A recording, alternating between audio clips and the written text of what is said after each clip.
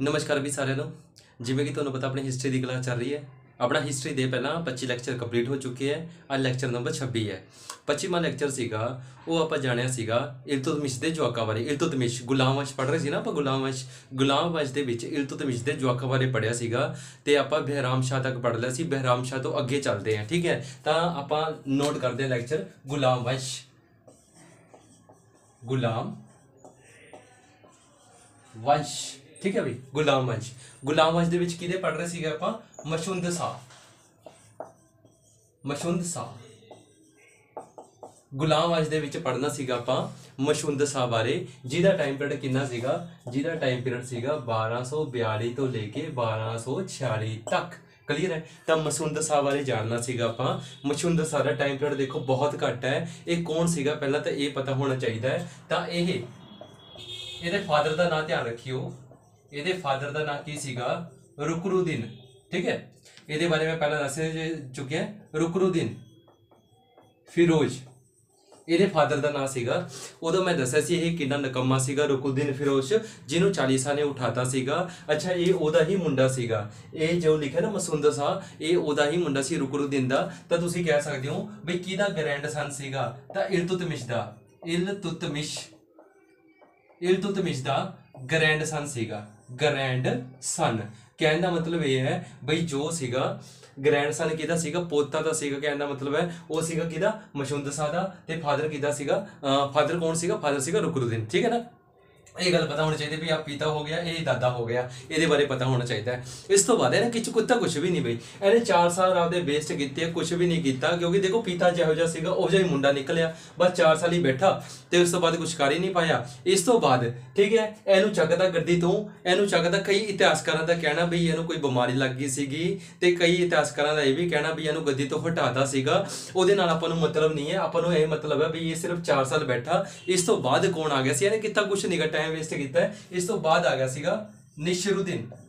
निशिरुद्दीन, बस निशिरुद्दीन, ठीक है भाई। निशिरुद्दीन आ गया सीगा। निशिरुद्दीन का टाइम पीरियड देखियो 1246 तो लेके 1265 तक। 1246 तो लेके 1265 तक। निशिरुद्दीन किहदा मुंडा सीगा? तो निशिरुद्दीन जी का मुंडा सीगा। इहदे फादर का नाम, इहदे फादर का नाम की सीगा? निशिरुद्दीन, ठीक है। निशिरुद्दीन हुण तुसीं कहोगे बई फादर का नाम वही पता जो मुंडे का नाम सीगा। बई पिता का नाम भी वही सी ते मतलब पिता का नाम भी वही सी ते गाह कहने का मतलब है बई मुंडे का नाम भी वही सी निशिरुद्दीन। ये कौन सीगा? देखो मैं वैसे ना तुहानूं दस्सिया होया भी इल्तुतमिश जिहड़े इल्तुतमिश सी उहदे 3 जवाक मेन सीगे, जिहदे विच रुकनुद्दीन, रजिया सुल्तान ते बहराम शाह मेन सीगे। हुण ऐ नहीं उहदे होर कोई जवाक ही है नहीं सी। जवाक उहदे बथेरे सी पर मेन जिहड़े कहंदे है, क्लीयर है ना। उहदे विचों एक निशिरुद्दीन सीगा। उहदे विचों भी एक निशिरुद्दीन सीगा। जिहड़े अलग जवाक है जिवें होर विआह करा लैंदे सी राजियां दा, तुहानूं पता तां है। उहदे विचों एक मुंडा इल्तुतमिश दा मुंडा सीगा। देखो आ भी पोता सीगा ते आ भी पोता सीगा, ठीक है। इल्तुतमिश इल्तुतमिश दे गाह मुंडे दा मुंडा। इधर भी गाह कौन सी? इल्तुतमिश दे गाह मुंडे दा मुंडा। बस ओह अलग पिता दा, इहदे अलग पिता है। दोवां दे कहने दा मतलब ये है बई ये धोखाधड़ी नाल आ गया। इहने मतलब आपदे भरा नूं ही मारता। ये भरा ही लगे बई मसुंद शाह ते निशिरुद्दीन ये भरा ही लगे। कहने का मतलब है बस मावां अलग अलग सी, प्यो इको ही सीगा। कहने का मतलब ये है। तो निशिरुद्दीन आ गया। निशिरुद्दीन के पिता का नाम निशिरुद्दीन ते इल्तुतमिश कौन सीगा? इहदा दादा सीगा इल्तुतमिश। ते ध्यान रखियो हुण एक गल ध्यान सुनियो, ये इन्ना चिर किवें बह गया? ये भी नकम्मा सीगा। इहदे इन्ना चिर बैठण दा राज की सीगा? इहदा एक सोहरा सीगा। सोहरे दा नाम लिख दो father in law. Father in law सोहरा जिहदा नाम सीगा बलवन। बई ये बंदा बहुत टॉप का बंदा है। ये बारे आप पढ़ांगे। बलवन इहदा सोहरा सीगा। ये तो एक कठपुतली सी, सारा दरबार ये चला रहा सी बलवन, जो कि इहदा सोहरा सीगा। देखो इन्ना चिर राज करना ये बस की गल है नहीं सी। इहदी तरह नकम्मा ही सीगा। बट संभालने वाला कौन सी? बलवन सीगा। इहदे टाइम च मंगोल अटैक होया। मंगोल अटैक किहदा सी? हलाकू ठीक है भी। ਇਹਦਾ ਅਟੈਕ ਹੋਇਆ ਹਲਾਕੂ ਦਾ ਮੰਗੋਲ ਦੇ ਟਾਈਮ 'ਚ, ਪਰ ਬਹੁਤ ਬੁਰੀ ਤਰ੍ਹਾਂ ਪਿੱਟ ਕੇ ਗਿਆ। ਕੌਣ ਪਿੱਟ ਕੇ ਗਿਆ? ਹਲਾਕੂ ਪਿੱਟ ਕੇ ਗਿਆ। ਇਹਦੇ ਕੋਲੋਂ ਨਹੀਂ ਪਿੱਟ ਕੇ ਗਿਆ, ਬਲਬਨ ਕੋਲੇ ਹਾਰ ਕੇ ਗਿਆ, ਕਿਉਂਕਿ ਅਸਲਾ ਸੰਭਾਲਦਾ, ਅਸਲੀ ਤੌਰ ਤੇ ਸੰਭਾਲਿਆ ਸੀ ਬਲਬਨ। ਇਸ ਲਈ ਇਹਨੂੰ ਕੋਈ ਛੂ ਨਹੀਂ ਪਾਇਆ, ਕਿਉਂਕਿ ਬਲਬਨ ਬੈਠਾ ਸੀਗਾ। ਬਲਬਨ ਕੌਣ ਲੱਗਿਆ? ਸਹੁਰਾ ਸੀਗਾ। ਦੇਖੋ ਸਹੁਰੇ 'ਚ ਇੰਨੀ ਜਾਨ ਆ ਵੀ ਉਹਨੇ ਸਾਰਾ ਕੈਪਚਰ ਕੀਤਾ ਹੋਇਆ ਸੀਗਾ, ਸਾਰਾ ਆਪਦੇ ਅੰਡਰ ਲੈ ਰੱਖਿਆ ਸੀਗਾ। ਬਾਅਦ ਦੇ ਵਿਚਕਾਰ ਇਹ 1265 ਤੱਕ ਇਹ ਜਾਂਦਾ ਚੱਲ ਬਸਿਆ। ਕਈਆਂ ਦਾ ਐ ਕਹਿਣਾ ਹੈਗਾ ਬਈ ਇਹਨੂੰ ਬਲਬਨ ਨੇ ਮਰਵਾਇਆ ਸੀਗਾ, ਕਈਆਂ ਦਾ ਐ ਕਹਿਣਾ ਹੈਗਾ ਬਈ ਇਹਨੂੰ ਵੀ ਕੋਈ ਬਿਮਾਰੀ ਹੋ ਗਈ ਸੀ ਤਾਂ ਮਰਿਆ। ਠੀਕ ਹੈ, ਇਹਦੇ ਮਰਨ ਦੇ ਨਾਲ ਕੋਈ ਲਿੰਕ ਨਹੀਂਗਾ। ਬਸ ਤੁਹਾਨੂੰ ਇੰਨਾ ਪਤਾ ਹੋਣਾ ਚਾਹੀਦਾ ਹੈ ਬਈ ਪਹਿਲਾਂ ਕੌਣ ਆ ਗਿਆ ਸੀ? ਮਸ਼ੁੰਦਰ ਸਾਹਿਬ ਦੁਆਰਾ ਦੇਖ ਲੈਂਦੇ ਹਾਂ। ਮਸ਼ੁੰਦਰ ਸਾਹਿਬ ਆਇਆ ਸੀ। ਮਸ਼ੁੰਦਰ ਸਾਹਿਬ ਕਿਹਦਾ ਮੁੰਡਾ ਸੀ? ਰੁਕਰੁਦੀਨ ਦਾ। ਰੁਕਰੁਦੀਨ ਕਿਹਦਾ ਮੁੰਡਾ ਸੀਗਾ? ਇਲਤੁਤਮਿਸ਼ ਦਾ। ਤਾਂ ਇਹ ਬੈਠਾ 1200 ਲੈ ਕੇ 1246 ਤੱਕ। ਠੀਕ ਹੈ, ਉਸ ਤੋਂ ਬਾਅਦ ਛੜਯੰਤਰ ਤੋਂ ਬਾਅਦ ਉਹਦਾ ਭਰਾ ਆ ਗਿਆ ਸੀ, ਸੁਤੇਲਾ ਭਰਾ, ਜਿਹਦਾ ਨਾਂ ਸੀ ਨਿਸ਼ਰੁਦੀਨ। ਨਿਸ਼ਰੁਦੀਨ ਦੇ ਫਾਦਰ ਦਾ ਨਾਂ ਕੀ ਸੀਗਾ? ਨਿਸ਼ਰੁਦੀਨ ਹੀ ਫਾਦਰ ਸੀਗਾ। ਉਹਦੇ ਗਾਹਾਂ ਡੈਡੀ ਦਾ ਕੀ ਨਾਂ ਸੀਗਾ? ਇਲਤੁਤਮਿਸ਼। ਮਤਲਬ ਇਹ ਵੀ ਪੋਤਾ ਹੋ ਗਿਆ, ਗਾਹਾਂ ਇਹ ਵੀ ਪੋਤਾ ਹੋ ਗਿਆ। ਪਰ ਇਹਦਾ ਜਿਹੜਾ ਸਹੁਰਾ ਸੀਗਾ ਉਹਦਾ ਨਾਂ ਸੀ ਬਲਬਨ। ਬਲਬਨ ਹੀ ਸਾਂਭ ਰਿਹਾ ਸੀਗਾ ਗੱਦੀ ਨੂੰ, ਜਿਹਨੇ ਮੰਗੋਲ ਦਾ ਅਟੈਕ ਫੇਲ ਕੀਤਾ ਸੀ ਹਲਾਕੂ ਦਾ। ਇੰਨਾ ਤੁਹਾਨੂੰ ਪਤਾ ਹੋਣਾ ਚਾਹੀਦਾ ਹੈ। ਕਲੀਅਰ ਹੋ ਗਈ? ਹੁਣ ਇਸ ਤੋਂ ਬਾਅਦ ਕੋਈ ਸੰਭਾਲਣ ਵਾਲਾ ਹੈ ਨਹੀਂ ਸੀਗਾ, ਇਸ ਲਈ ਬਲਬਨ ਖੁਦ ਆ ਗਿਆ। ਬਲਬਨ ਨੇ ਕੀ ਕੀਤਾ ਉਹਦੇ ਬਾਰੇ ਜਾਣਦੇ ਆ, ਪਹਿਲਾਂ ਇਹਨੂੰ ਨੋਟ ਡਾਊਨ ਕਰੋ। ਹਾਂ ਬਈ, ਉਸ ਤੋਂ ਬਾਅਦ ਆ ਗਿਆ ਸੀ ਗਿਆਸੁਦੀਨ ਤੁਗਲਕ। ਗਿਆਸੁਦੀਨ ਤੁਗਲਕ ਕਹਿ ਗਿਆ, ਸੌਰੀ ਬਲਬਨ। ਗਿਆਸੁਦੀਨ ਬਲਬਨ ਆ ਗਿਆ ਸੀ। ਗਿਆਸੁਦੀਨ ਬਲਬਨ ਆ ਗਿਆ ਸੀਗਾ, ਜਿਹਦਾ ਟਾਈਮ ਪੀਰੀਅਡ ਸੀਗਾ 1265 ਤੋਂ ਲੈ ਕੇ 1286 ਤੱਕ। ਜਿਹਦਾ ਟਾਈਮ ਪੀਰੀਅਡ ਸੀਗਾ 1265 ਤੋਂ ਲੈ ਕੇ 1286 ਤੱਕ। ਇਹਨੇ ਕੀ ਕੀਤਾ? ਬਲਬਨ ਨੇ ਸਭ ਤੋਂ ਪਹਿਲਾਂ ਇਹਨੇ ਦੀਵਾਨ ਆਈ ਅਰਜ ਸ਼ੁਰੂ ਕਰਾਇਆ। ਦੀਵਾਨ ਆਈ ਅਰਜ ਸ਼ੁਰੂ ਕਰਾਇਆ, ਜਿਹਦਾ ਸੀਗਾ ਮਤਲਬ ਮਿਲਟਰੀ ਡਿਪਾਰਟਮੈਂਟ। ਠੀਕ ਹੈ ਬਈ। ਤਾਂ ਪਹਿਲੀ ਵਾਰੀ ਮਿਲਟਰੀ ਦਾ ਡਿਪਾਰਟਮੈਂਟ ਕਿਹਨੇ ਬਣਾਇਆ? ਤਾਂ ਪਹਿਲੀ ਵਾਰੀ ਜਿਹਨਾਂ ਨਾਂ ਰੱਖਿਆ ਸੀ ਦੀਵਾਨ ਆਈ ਅਰਜ, ਮਿਲਟਰੀ ਡਿਪਾਰਟਮੈਂਟ। ਬਈ ਇਹਦੇ ਟਾਈਮ 'ਚ ਹੁੰਦਾ ਕੀ ਸੀਗਾ, ਕਿਉਂਕਿ ਇਹਨੂੰ ਪਤਾ ਸੀ ਅਗਰ ਇੱਕ ਰਾਜੇ ਨੇ ਤਗੜਾ ਹੋਣਾ ਹੈ ਤਾਂ ਉਹਦੀ ਮਿਲਟਰੀ ਸਟਰੋਂਗ ਹੋਣੀ ਚਾਹੀਦੀ ਹੈ। ਤਾਂ ਮਿਲਟਰੀ ਸਟਰੋਂਗ ਹੋਏਗੀ ਤਾਂ ਹੀ ਉਹ ਲੜ ਪਾਏਗੀ। ਇਸ ਲਈ ਇਹਨੇ ਇੱਕ ਮਿਲਟਰੀ ਦਾ ਡਿਪਾਰਟਮੈਂਟ ਬਣਾਇਆ ਤਾਂ ਕਿ ਇਹਨਾਂ ਨੂੰ ਟ੍ਰੇਨਿੰਗ ਦਿੱਤੀ ਜਾਵੇ, ਸਾਰਾ ਸਿਸਟਮ ਸਮਝਾਇਆ ਜਾਵੇ। ਉਹ ਸੀਗਾ ਮਿਲਟਰੀ ਡਿਪਾਰਟਮੈਂਟ। ਸਮਝ ਗਏ ਨਾ ਤੁਹਾਨੂੰ? ਉਸ ਤੋਂ ਬਾਅਦ ਆ ਤਾਂ ਆਪਾਂ ਨੂੰ ਪਤਾ ਲੱਗ ਗਿਆ ਮਿਲਟਰੀ ਡਿਪਾਰਟਮੈਂਟ। ਹੋਰ ਇਹਨੇ ਕੀ ਚਲਾਇਆ? ਦੀਵਾਨ ਆਈ ਵਜ਼ਾਰਤ ਸਿਸਟਮ ਸ਼ੁਰੂ ਕਰਾਇਆ, ਜਿਹਦਾ ਮਤਲਬ ਸੀ ਫਾਈਨੈਂਸ ਡਿਪਾਰਟਮੈਂਟ।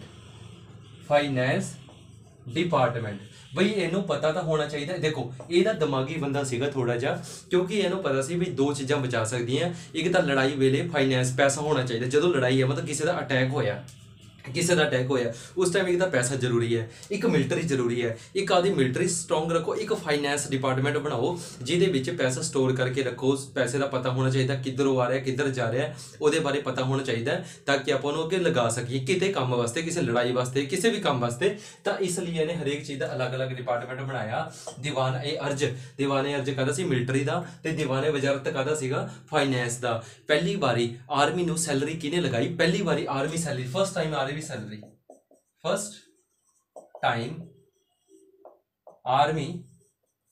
ਸੈਲਰੀਜ਼। ਠੀਕ ਹੈ ਬਈ, ਪਹਿਲੀ ਵਾਰੀ ਸੈਲਰੀ ਦਿੱਤੀ ਜਾਣ ਲੱਗੀ।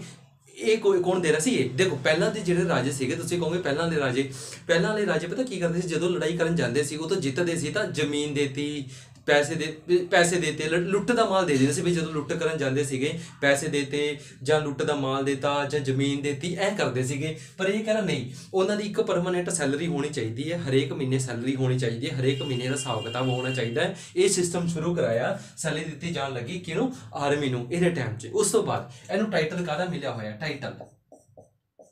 ਟਾਈਟਲ ਮਿਲਿਆ ਹੋਇਆ ਜਿਲ ਆਈ ਇਲਾਹੀ। ਇਹਦਾ ਮਤਲਬ ਹੁੰਦਾ ਹੈ ਰੱਬ ਦਾ ਪਰਛਾਵਾਂ, ਸ਼ੈਡੋ ਆਫ ਗੋਡ। ਜਿਲ ਇਲਾਹੀ ਦਾ ਮਤਲਬ ਹੁੰਦਾ ਹੈ ਸ਼ੈਡੋ ਆਫ ਗੋਡ। ਤਾਂ ਇਹਨੂੰ ਕਿਹਾ ਗਿਆ ਸ਼ੈਡੋ ਆਫ ਗੋਡ, ਟਾਈਟਲ ਦਾ ਨਾਂ ਦਿੱਤਾ ਗਿਆ। ਉਸ ਤੋਂ ਬਾਅਦ ਇਹਨੇ ਕੀ ਕਰਾਇਆ? ਇਹਨੇ ਨਵਰਾਜ ਫੈਸਟੀਵਲ ਸ਼ੁਰੂ ਕਰਾਇਆ। ਨਵਰਾਜ ਫੈਸਟੀਵਲ ਇਹਨੇ ਸ਼ੁਰੂ ਕਰਾਇਆ। ਨਵਰਾਜ ਫੈਸਟੀਵਲ ਦਾ ਮਤਲਬ ਕੀ ਸੀ? ਬਈ ਕੋਈ ਵੀ ਤਿਉਹਾਰ ਹੈ, ਚਾਹੇ ਮੁਸਲਮਾਨ ਦਾ ਹੈ, ਚਾਹੇ ਸਿੱਖਾਂ ਦਾ ਹੈ, ਚਾਹੇ ਹਿੰਦੂਆਂ ਦਾ ਹੈ, ਉਹ ਇਕੱਠੇ ਬਣਾ ਸਕਦੇ ਆ, ਕੋਈ ਰੋਕ ਟੋਕ ਨਹੀਂ ਹੈ। ਤਾਂ ਨਵਰਾਜ ਫੈਸਟੀਵਲ ਇਹਨੇ ਸ਼ੁਰੂ ਕਰਵਾਇਆ। ਅੱਗੇ ਜਾ ਕੇ ਔਰੰਗਜ਼ੇਬ ਆਏਗਾ। ਔਰੰਗਜ਼ੇਬ ਬੜਾ ਕੱਟੜ ਬੰਦਾ ਸੀ ਮੁਸਲਮਾਨ ਨੂੰ ਲੈ ਕੇ, ਉਹ ਨਹੀਂ ਚਾਹੁੰਦਾ ਸੀ ਮੁਸਲਿਮ ਤੇ ਹਿੰਦੂ ਇਕੱਠੇ ਹੋਣ। ਇਹ ਬੈਨ ਕਰਵਾ ਦੇਗਾ। ਨਵਰਾਜ ਫੈਸਟੀਵਲ ਬੈਨ ਕੌਣ ਕਰਾਏਗਾ? ਔਰੰਗਜ਼ੇਬ। ਉਹਦੇ ਬਾਰੇ ਹਲੇ ਨਹੀਂ ਲਿਖਣਾ, बस तुसीं इन्ना लिखना है, नवराज फैसटीवल स्टार्ट किने करवाया। ਇਹਦਾ मतलब ये सीगा बई नवराज फैसटीवल ਦਾ बई सिख बुद्ध ਜਿਹੜੇ ਵੀ ਕੋਈ ਵੀ ਧਰਮ ਹੈ, ਕੋਈ ਵੀ ਧਰਮ ਲਗਾ ਲਓ, ਤਾਂ ਹਰੇਕ ਧਰਮ ਹੈ ਜਿਹੜਾ ਇੱਕ ਦੂਜੇ ਨਾਲ ਤਿਉਹਾਰ ਮਿਲ ਕੇ ਬਣਾ ਸਕਦਾ। ਇਹ ਚੀਜ਼ ਵਧੀਆ ਚਲਾਈ ਸੀ ਬਈ ਇਹਨੇ, ਸਿਰ ਇਹ ਵੀ ਵਧੀਆ ਚਲਾਇਆ ਸੀਗਾ, ਜਿਹੜੀ ਸੈਲਰੀ ਸੀ ਇਹ ਵੀ ਵਧੀਆ ਸਿਸਟਮ ਚਲਾਇਆ ਸੀਗਾ। ਉਹ ਠੀਕ ਸੀਗਾ ਰਾਜਾ ਵੀ ਠੀਕ ਸੀਗਾ, ਪਰ ਕੁਝ ਚੀਜ਼ਾਂ ਦੇਖੀਆਂ ਜਾਣ ਤਾਂ ਇਹਦੀਆਂ ਮਾੜੀਆਂ ਵੀ ਸੀ। ਜਿਵੇਂ ਜਿਵੇਂ ਇਹਨੇ ਠੀਕ ਹੈ ਕੀ ਕਰਤਾ ਸੀ, no laugh and joke, no laugh and joke in court. ठीक है, मतलब भी ਜਿਹੜਾ ਇਹਦਾ ਦਰਬਾਰ ਹੈ ਜਿੱਥੇ ਇਹ ਬਹਿੰਦਾ ਸੀਗਾ, ਜਦੋਂ ਇਹ ਬਹਿ ਗਿਆ ਤਾਂ ਉੱਥੇ ਕੋਈ ਹਾਸਾ ਨਹੀਂ ਹੋਏਗਾ, ਕੋਈ ਜੋਕ ਨਹੀਂ ਹੋਏਗਾ। ਇਸ ਤੇ ਬਹੁਤ ਵੱਡੀ ਪਾਬੰਦੀ ਲਾਤੀ ਸੀ। ਜਿਹੜੇ ਪਹਿਲਾਂ ਦੇ ਰਾਜੇ ਸੀ ਉੱਥੇ ਬਹਿ ਕੇ ਕਈ ਵਾਰ ਮਖੌਲ ਕਰ ਲੈਂਦੇ ਸੀ, ਪਰ ਇਹਨੇ ਪਾਬੰਦੀ ਲਾਤੀ ਬਈ ਇੱਥੇ ਆ ਕੇ ਕਿਸੇ ਨੇ ਕੋਈ ਮਖੌਲ ਨਹੀਂ ਕਰਨਾ।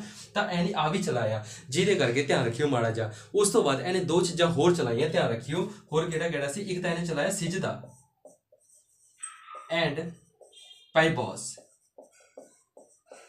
ਸਿਜਦਾ ਐਂਡ ਪਾਈਬੋਸ ਆ ਸਿਸਟਮ ਵੀ ਇਹਨੇ ਚਲਾਇਆ ਸੀ। ਸਿਜਦਾ ਐਂਡ ਪਾਈਬੋਸ ਸਿਸਟਮ ਵੀ ਇਹਨੇ ਚਲਾਇਆ ਸੀ, ਸਿਜਦਾ ਐਂਡ ਪਾਈਬੋਸ। ਅੱਛਾ, ਇਹ ਸਿਸਟਮ ਦਾ ਮੈਂ ਮਤਲਬ ਦੱਸ ਦੇਣਾ ਤੁਹਾਨੂੰ ਕੀ ਚੱਕਰ ਹੈ।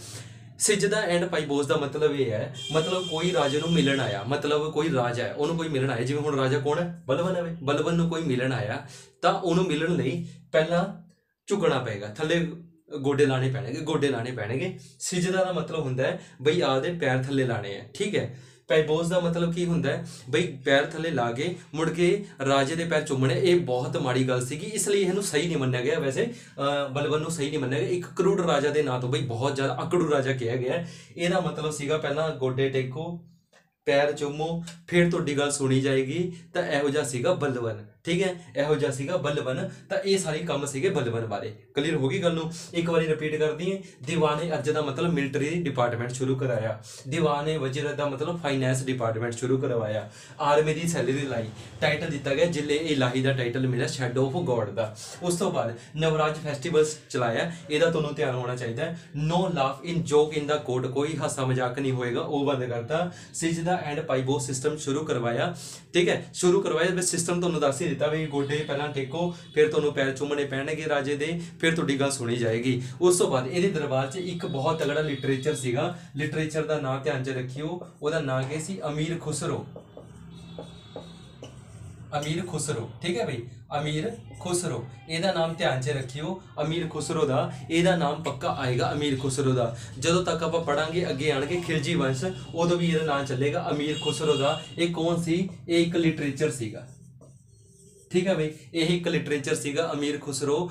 ਇਹਦੇ ਬਾਰੇ ਆਪਾਂ ਪੜਾਂਗੇ। ਕਲੀਅਰ ਹੋ ਗਈ ਗੱਲ ਨੂੰ? ਇਹਨੂੰ ਨੋਟ ਡਾਊਨ ਕਰੋ, ਇਹਨੂੰ ਰਫ ਕਰਕੇ ਮੈਂ ਅੱਗੇ ਚੱਲਦਾ ਪਹਿਲਾਂ। ਹਾਂ ਬਈ, ਉਸ ਤੋਂ ਬਾਅਦ ਆ ਗਏ ਸੀ ਕੈਕੂਬਾਦ।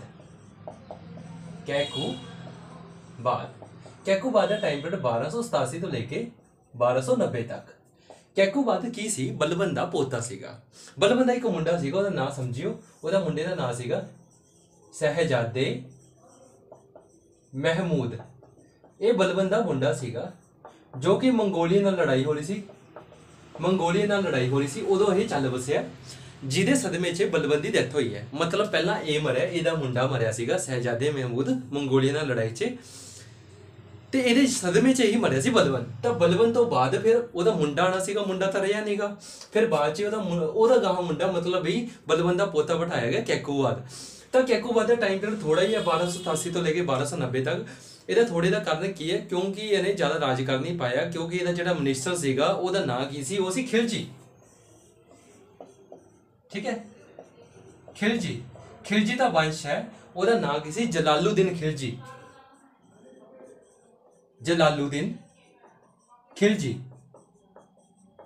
ਠੀਕ ਹੈ ਵੀ, ਜਲਾਲੂਦੀਨ ਖਿਲਜੀ।